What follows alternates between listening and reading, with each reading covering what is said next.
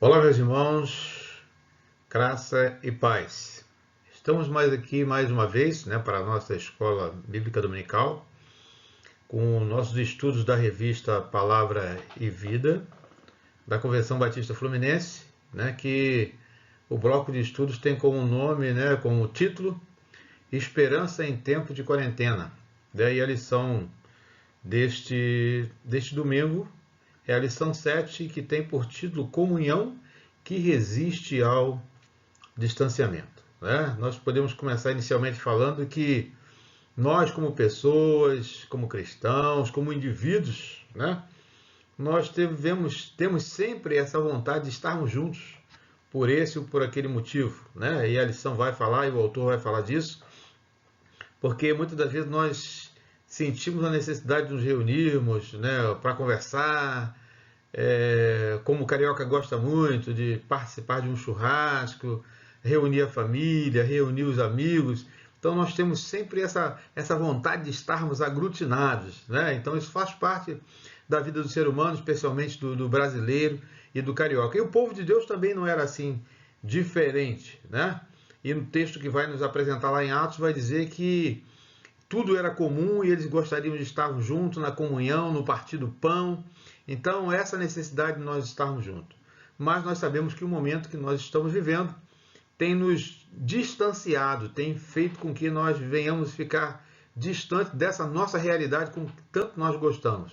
De estar junto na igreja, com os irmãos, nos eventos sociais da igreja, nos eventos sociais familiares, e por aí vai. Mas como diz o próprio título da lição e desse bloco de estudo, nós vivemos também um tempo de esperança, sabendo que Deus está no controle de todas as coisas.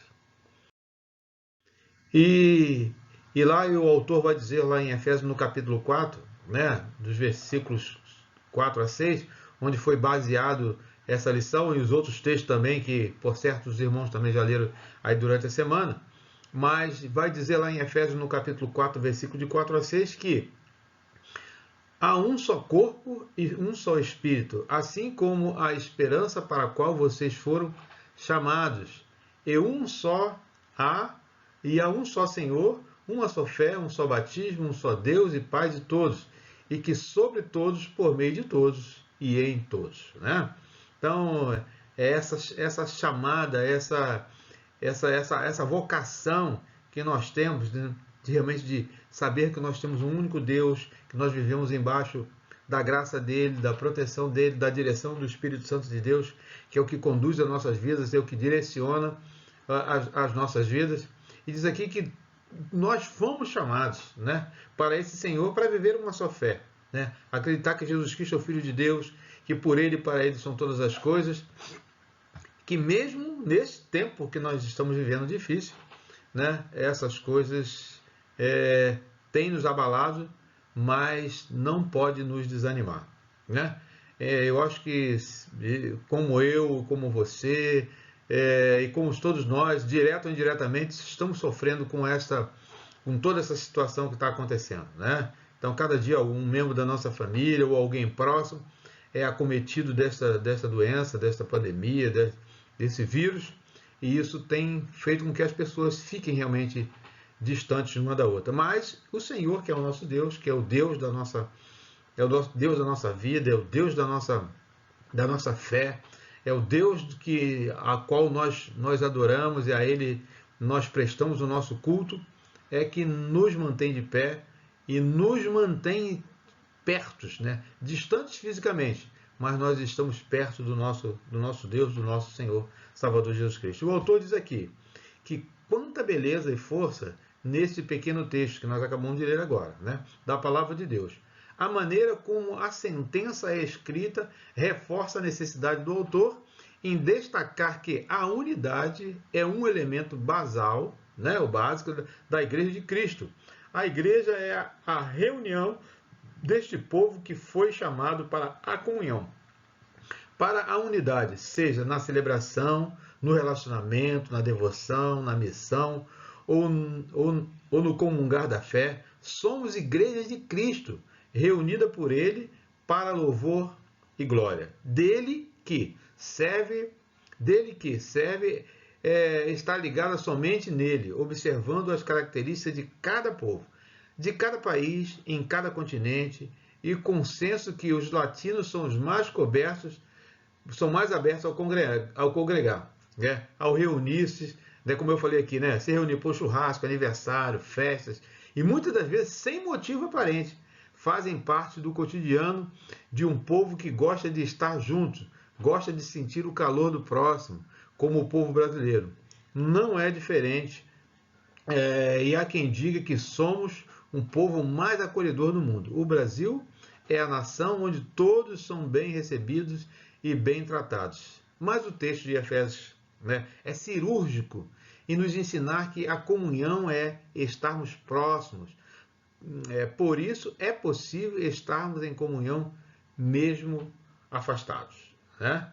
Então, quando nós oramos um pelos outros, quando nós lembramos um dos outros, não só nos momentos desses difíceis, momentos de crise, né? Mas é no momento onde alguém faz aniversário, quando uma criança numa família nasce, quando alguém é abençoado, quando compra uma casa, ou quando realmente festeja algo importante, né, na sua vida ou na vida da sua família. Então isso realmente é muito importante e isso é salutar e é necessário. Mas, como diz aqui o autor, mesmo afastados, nós podemos estar em comunhão, né? Não só com os nossos familiares, mas especialmente com o nosso Senhor, com o nosso Salvador Jesus Cristo, né? Porque é Ele quem, através do Espírito Santo, é que nos permite nós irmos além, né? Conseguimos ver além de toda essa dificuldade que nós estamos vivendo, né? E como Paulo diz, que diremos, pois, a estas coisas, né? Se Deus é por nós, quem será contra nós? Comunhão é vital para a vida, né? Como eu falei, o Deus, lá no princípio, na criação, né? Diz que Deus fez todas as coisas, fez o sol, fez o firmamento, fez a separação entre as águas, entre dia e noite, fez o homem, né? E todos os animais, Deus chamou para que o homem nomeasse, mas Deus ainda viu que estava faltando alguma coisa, né? Ele viu que realmente o homem precisava de alguém, precisava de uma companheira, de uma auxiliadora, alguém que estivesse ao seu lado, né? Então Deus criou a mulher. Então já mostrando que o homem não foi feito para só ficar sozinho, né? O homem, o ser humano, né? Ele foi feito para se relacionar, para ele estar junto, para dividir a comunhão com alguém, ou viver uma comunhão junto com alguém, né? Então desde o princípio foi e é assim até os dias de hoje. Diz aqui o autor: é importante lembrar que o apóstolo Paulo escreve esta carta enquanto estava detido, né? E evidenciando que a privação da liberdade é a consequência mais grave de se estar preso, mas não é a única. A privação do relacionamento é muito agressiva para o indivíduo que está nesta condição. A solidão é um mal que consome o ser, traz angústia, traz outros males, como ansiedade, baixa estima, pode fazer com que a pessoa perca a habilidade de desenvolver novos relacionamentos, né? A pessoa fica introvertida, não quer ver ninguém, não quer falar com ninguém, por sofrer todos esse temor e esse pavor para a situação que está vivendo.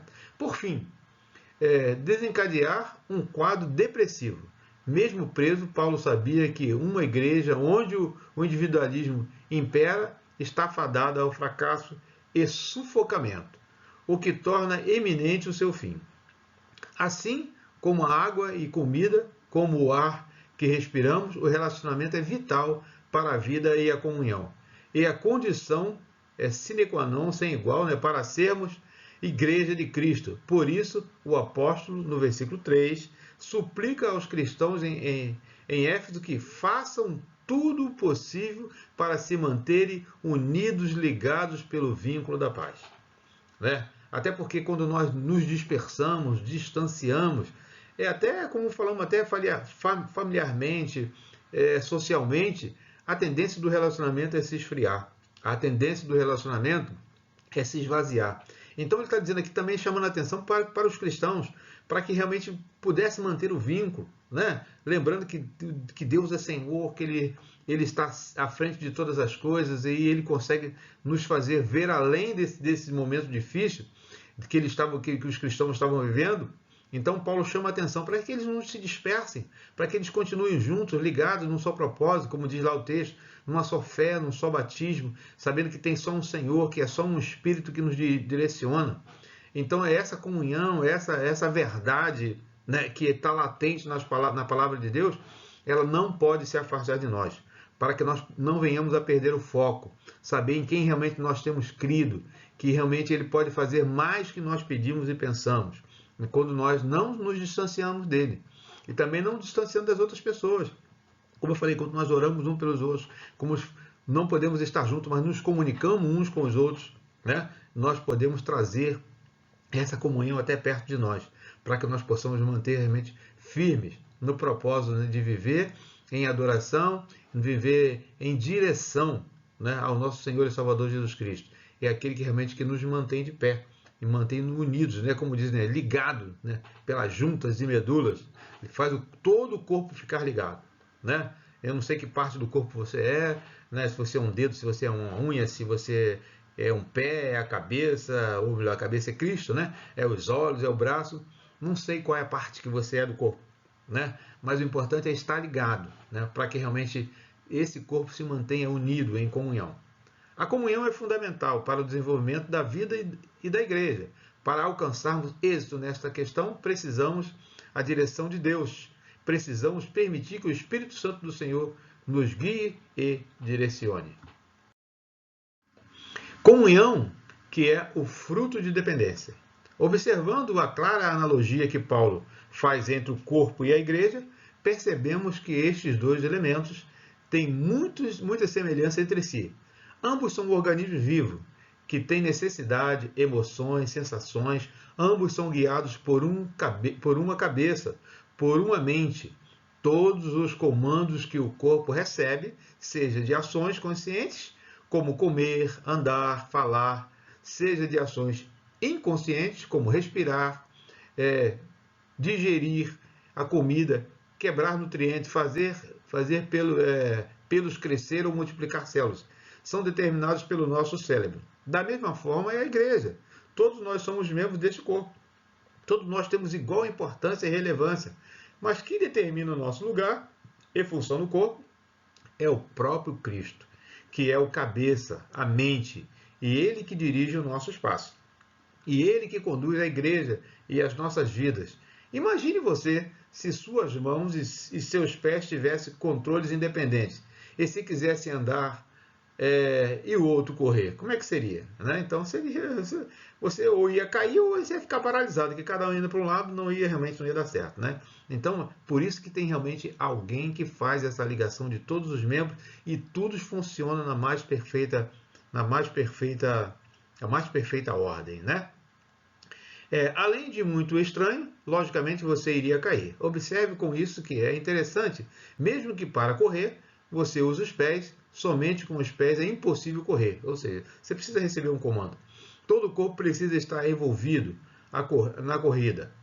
Os nossos irmãos que tiveram o privilégio de conviver com Cristo na terra, principalmente os discípulos, tiveram que, após sua partida, aprender a ter comunhão com Ele, mesmo com a sua ausência física.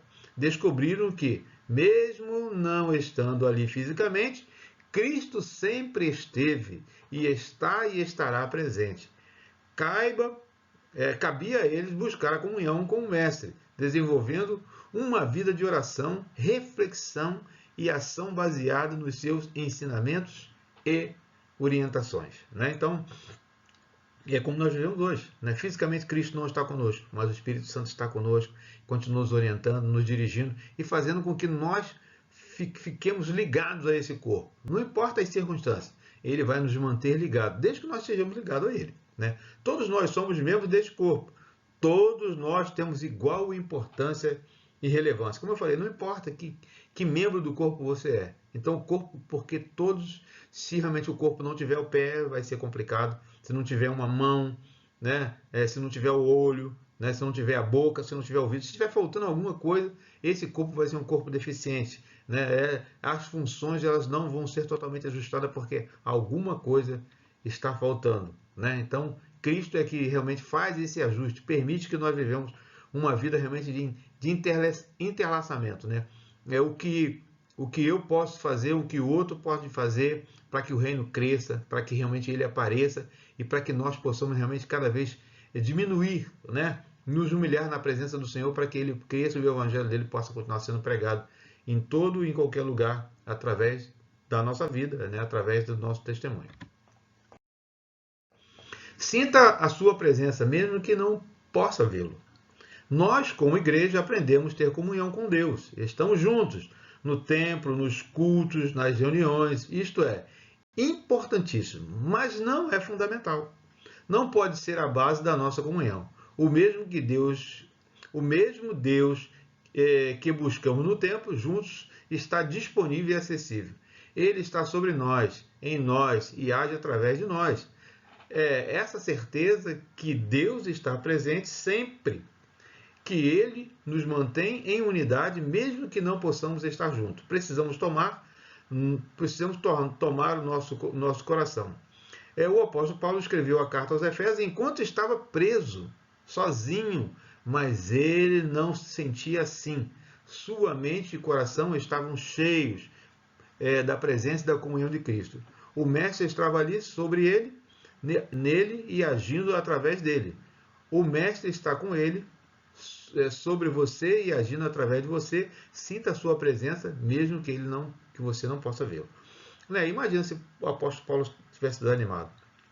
Ele mesmo na sua prisão, ele conseguiu motivar as igrejas, né? E mandar essa carta lá para a igreja de Éfeso, para aqueles irmãos ali, para que eles pudessem se manter unidos, né? Puxa vida, como dizer, agora estou aqui, estou preso, o que posso fazer? Não posso fazer nada. Não, o apóstolo Paulo continua ainda, né? Porque ele estava ligado no Espírito Santo de Deus, ele estava ligado na presença de Deus, ele continuava na comunhão para com Deus através do Espírito Santo, e ele conseguia ali mesmo motivar, incentivar, dirigir, né, as suas cartas àquelas igrejas, principalmente como está falando o texto da igreja de Éfeso, para que eles pudessem se manter unidos, né, para a propagação do Evangelho. Concluindo, em tempo de afastamento, fomos forçados a olhar para dentro, olhar para as coisas que passam despercebidas. Coisas que iam perdendo a importância, como passar os dias, mas veio o coronavírus e com ele fica em casa. Então, ao ficar em casa, ao ter mais tempo, surgiu uma nova oportunidade. Quero acreditar que, com o passar do tempo, este momento que vivemos fica conhecendo como uma pausa para reconectar, né? E como nós estudamos anteriormente, para recomeçar, né? Recomeçar, reconectar, refazer, né? Desenvolver a nossa vida de devoção para que ela não possa ficar parada, possa ficar enferrujada. As pessoas passaram algum tempo fazendo coisas que não faziam. Talvez refeições numa mesa que tinha perdido espaço para o sofá, para a TV. Talvez um jogo de tabuleiro em uma família. Talvez um banho de mangueira, pais e filhos, irmãos, casais tiveram e ainda têm a oportunidade de se reconectar, de olhar para as coisas que são valiosíssimas e dar a elas seu devido valor. Tomara Deus que a comunhão seja uma delas, que o sermos que tenha um devido valor. Deus nos chama a olharmos, né? Então é isso, nós não devemos dar valor àquilo que Deus proporciona, né? Como falou, é um momento que muitos de nós não tínhamos, né? Na correria do dia a dia, do trabalho, de se envolver com muitas coisas, e Deus, nós querendo ou não, Ele deu um pare, né, para cada um de nós, para pensarmos, refletirmos, né, em o que nós estamos fazendo, né?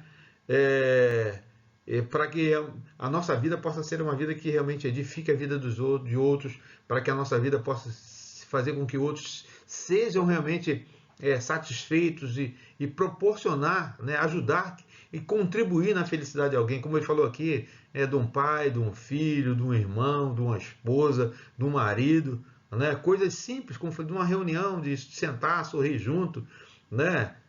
Como tivemos tempo também de chorar juntos, às vezes até no choro, muitas vezes estávamos distantes, e esse momento às vezes nos levou para perto de pessoas que nós estávamos distantes, e nós choramos juntos. Então, esse tem sido um momento de reflexão para cada um de nós. E como diz lá em Atos dos Apóstolos, né? E lá no capítulo 4, no capítulo 2, a partir do versículo 44, todos que estavam cheios de temor, ou melhor, do 44, todos que criam mantinham-se unidos e tinham todos em comum, vendendo suas propriedades e bens, distribuíam cada um conforme a sua necessidade. Todos os dias continuavam a reunir-se no pátio do templo, partiam o pão em suas casas e juntos participavam das refeições com alegria e sinceridade de coração. Como eu falei, né? Até o povo de Deus naquela época já gostava de estar junto, né? Já era aglutinado por natureza, e nós continuamos sendo. E seremos, né? Embora esse momento esteja restringindo um pouco, mas mesmo assim nós não perdemos essa liga, essa vontade de estarmos juntos, né? De se preocupar com o outro, né? De parar um tempo de pensar no outro, como diz aqui, né?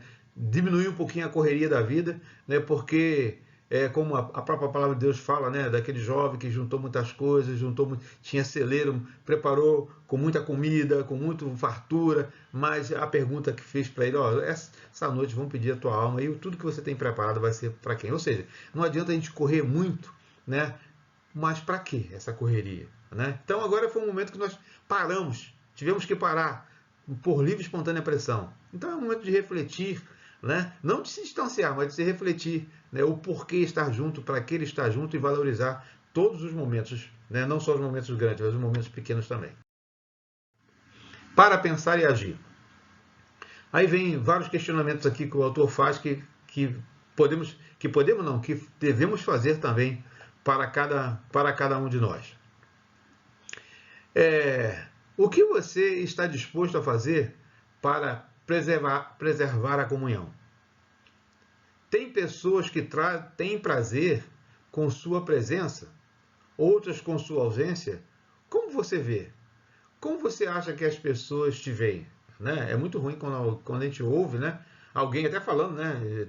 Comete até essa indiscrição assim, poxa, fulano esteve aqui em casa, mas já foi tarde, né? Ou seja, é uma pessoa que não agrega no seu relacionamento, né? E o outro às vezes chega até a dizer isso, que não deveria, né? Mas isso às vezes acontece. Então, o que nós tomamos na vida do outro, né? O que nós fazemos para que realmente a vida do outro seja interessante e que nós não possamos fazer que a vida do outro seja entediante ou seja desagradável? O terceiro item diz assim: a interdependência é fundamental para desenvolver a comunhão. Você se sente à vontade sabendo que depende de alguém, né? Então, recente agora eu estive no hospital, né, meu cunhado, nós vemos, né, e ele relatando algumas coisas que nós ficamos totalmente à mercê das pessoas que cuidam de nós. Ficamos totalmente dependentes, né? Estamos ali vulneráveis, a nossa intimidade, né, tudo ali exposto, e nós não podemos fazer nada. Nós ficamos totalmente dependentes. E é isso que, em relação a Cristo, nós devemos fazer. Nós devemos abaixar a nossa guarda, ficarmos totalmente vulneráveis para que Cristo possa sondar a nossa vida, o nosso coração, o nosso interior, o nosso entendimento, né? Para que nós possamos ser um com Ele, em Cristo. Cristo é a presença em todo o tempo, na sua percepção. Como estamos reproduzindo essa presença como igreja, né?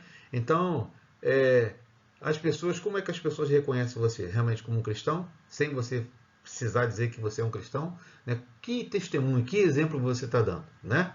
Como as pessoas te veem? Né? Então é isso que nós devemos pensar, para que Cristo realmente é aquele que é o autor, o consumador da nossa fé, que o Espírito Santo é o consolador, é ele que vai permitir que essa liga, né? Que essa junção ela possa ser feita, como disse aqui o apóstolo Paulo, né? Todos os dias continuavam a reunir-se no pátio, no templo, e no partir do pão em suas casas, juntos participavam das eleições com alegria e sinceridade de coração. Então não tinha fingimento, era tudo com todos e para todos, e assim que eles viviam. Muito bem. Lá na anterior, lá, se você ver no slide, lá eu coloquei o nome do pastor errado, que realmente escreveu essa lição, mas quem escreveu essa lição foi o pastor Alessandro Abrantes Santana, da PIB de São Pedro da Aldeia. Meus irmãos, que Deus possa abençoar a sua vida, a minha vida, e você não possa esquecer de que Deus realmente está no controle, que nós mesmo neste momento que nós vivemos, nós podemos viver na dependência e na comunhão de Deus através do Espírito Santo. Podemos viver ligados, né? Porque, como diz o texto, vivemos numa só fé, num só batismo, um só Senhor, que é por todos, né? Por todos nós, que não faz acepção de pessoas, né? E como diz lá, não de grego, de cítras, ou seja, de branco, de preto, de amarelo, seja quem for. Deus nos ama de uma maneira totalmente especial e que nós possamos também podemos amá-lo através do nosso testemunho, mostrando para as pessoas que Cristo realmente habita em nós. Graça e paz, que Deus a todos nos abençoe e que possamos viver na graça e embaixo do amor de Cristo Jesus, nosso Senhor. Amém.